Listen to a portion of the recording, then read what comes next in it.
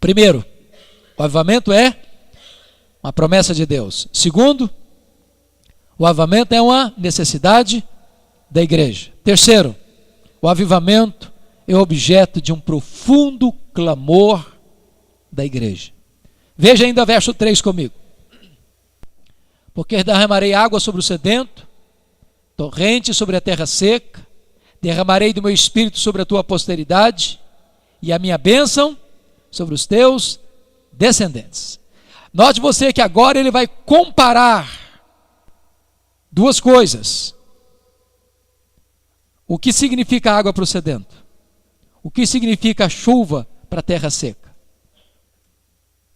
Você já viu, ou já morou, ou já visitou um lugar onde não chove? A terra fica esturricada, chega a ficar quebrada, partida, como uma pele que está partindo, rachando. Do jeito que aquela terra anseia por chuva, é desse jeito que nós devemos desejar avivamento. Você já trabalhou em algum lugar, na roça, no campo, longe de água, e de repente a sede chegou, e você se desesperou, porque não havia água para beber? Eu quero dizer para você que a sede é diferente da fome. Quando você está com fome e não tem comida para comer, seu estômago dói e reclama. Mas daqui a pouco a dor vai embora. E você jejua um dia. E você jejua 2 dias. E você jejua 3 dias. E algumas pessoas que jejuam uma semana. E aqueles que conseguem jejuar até 40 dias. Mas não é assim com a sede. A sede é implacável. Ela vai apertando você. Ela vai moendo você. Ela vai esgotando você. Ela vai consumindo você. Ela vai minando as suas forças. Ela vai desfalecendo você. O que o texto está querendo dizer é o seguinte: no dia que a igreja desejar o avivamento, o derramamento do Espírito, como um sedento deseja água, como a terra seca deseja chuva, é nesse momento que o avivamento chegará para a igreja. Agora, preste atenção. Veja os programas de televisão hoje. Assista os programas de rádio hoje. Escute os pregadores contemporâneos hoje. E eles vão falar o quê? De prosperidade. Você pode ter uma casa mais bonita. Você pode ter um carro mais novo. Você pode mais ganhar dinheiro. Você precisa reivindicar de Deus os seus direitos. Que você tem a força. Que você tem o poder. Que você é um gigante. Que você precisa acordar para quem você é. E as pessoas estão à procura de milagres, de coisas espetaculares. E aí que você nota uma coisa: as pessoas não estão com sede de Deus, elas estão querendo as bênçãos de Deus. Elas não estão interessadas no doador, elas estão interessadas na doação. Elas não estão interessadas em Deus, elas estão interessadas em coisas. O centro de tudo não é Deus, o centro de tudo é o homem. Mas isso não é avivamento. Avivamento não é sede das bênçãos de Deus, avivamento é sede de Deus. É por essa causa que nunca houve, leia a Bíblia e você verá isso, olhe para a história e você constatará isso, nunca houve avivamento sem ser precedido de oração. Oração, fome de Deus, sede de Deus. Eu tive a bênção de visitar há alguns anos a Coreia do Sul, juntamente com alguns pastores brasileiros. Visitamos as 11 maiores igrejas da Coreia do Sul. Igrejas de 5 mil membros, de 12 mil membros, de 18 mil membros, de 30 mil membros, de 55 mil membros, de 82 mil membros, de 700 mil membros. O que me impressionou é que o ano passado, por exemplo, nós comemoramos no Brasil 150 anos do presbiterianismo. Se nós somarmos todos os presbiterianos dos diversos ramos do presbiterianismo no Brasil, nós não chegaremos a 1.500.000 presbiterianos. A igreja presbiteriana chegou na Coreia 28 anos depois que chegou no Brasil. Num país pequeno, assolado pela guerra, devastado pelo martírio, pastores degolados, crentes queimados vivos dentro de seus templos. E a igreja presbiteriana na Coreia do Sul tem mais de 10 milhões de membros. Hoje, no Brasil, nós somos 0,3% da população brasileira.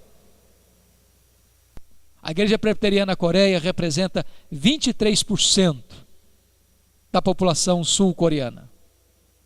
A igreja presbiteriana representa 75% de todos os evangélicos da Coreia. Só em Seul tem mais de 10 mil igrejas presbiterianas. Quando nós perguntamos qual era a causa principal do crescimento daquela igreja, nós ouvimos de todos eles, sem exceção, oração, oração, oração. Na Coreia do Sul, nenhuma igreja presbiteriana é organizada sem ter uma reunião diária de oração, de madrugada. Nós fomos visitar o seminário, com 1.860 alunos. E o diretor do seminário nos disse que o seminarista que faltar a 2 reuniões de oração durante o ano, de madrugada, é mandado embora porque não serve para ser pastor. E eu fiquei pensando, meu Deus, se esse negócio fosse no Brasil, os seminários estariam todos fechados.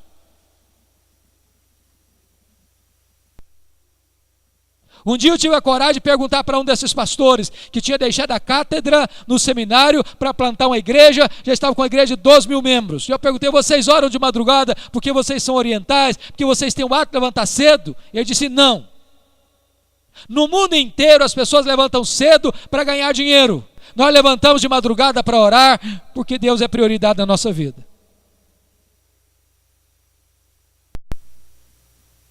Fui visitar a igreja Myeonsong, 55 mil membros. Esta igreja tem 4 reuniões diárias de oração. Uma das 4 às 5 da manhã, outra das 5 às 6 da manhã, outra das 6 às 7, outra das 7 às 8. Nós fomos numa dessas reuniões, das 5 às 6. Ainda era escuro, estava fazendo muito frio. Eu lhes confesso que eu nunca vi nada igual na vida. Eu vi gente correndo no meio da rua, com a Bíblia na mão. Quando nós nos aproximamos do templo, havia um estacionamento enorme, os diáconos de paletó e gravata, com apito numa mão, com a lanterna na outra, coordenando os estacionamentos. Quando nós entramos no templo, coral togado, pastor no púlpito, o auditório, o templo lotado, não tinha mais lugar para sentar. Eu contei mais de 200 pessoas assentadas no carpete do púlpito, porque não tinha lugar mais para sentar. Quando esse povo levantou a voz para orar, parecia que os céus haviam se findido e Deus havia descido naquele lugar. Uma das reuniões diárias de oração daquela igreja. Eu fui visitar a igreja do pastor Po Yang-Shu, uma igreja com 51 anos, com 700 mil membros. Uma igreja com 700 pastores auxiliares. Uma igreja com 30 mil grupos familiares. Uma igreja com 2 emissoras de televisão. Uma igreja com um jornal diário de 1 milhão de cópias. E eu fiquei pensando, meu Deus, como é que deve ser a agenda desse pastor? Para minha surpresa, ele gastava apenas 30% do seu tempo para administrar essa igreja. E investia 70% do seu tempo orando, meditando na palavra e se preparando para pregar. E aí eu comecei a perceber que Deus era a prioridade para eles. Quantas vezes, querido, nós corremos muito, para baixo e para cima, nos esgotando com tantas coisas, e não conseguimos parar para orar, para ler a Bíblia, para nos debruçarmos sobre a palavra, para meditarmos na palavra, para trazermos alimento para o povo de Deus. Uma experiência me marcou muito. Nós estávamos lá na sua igreja, com 82 pastores. E nós assistimos num vídeo interno, ele dando uma palestra para a sua liderança. Quando ele terminou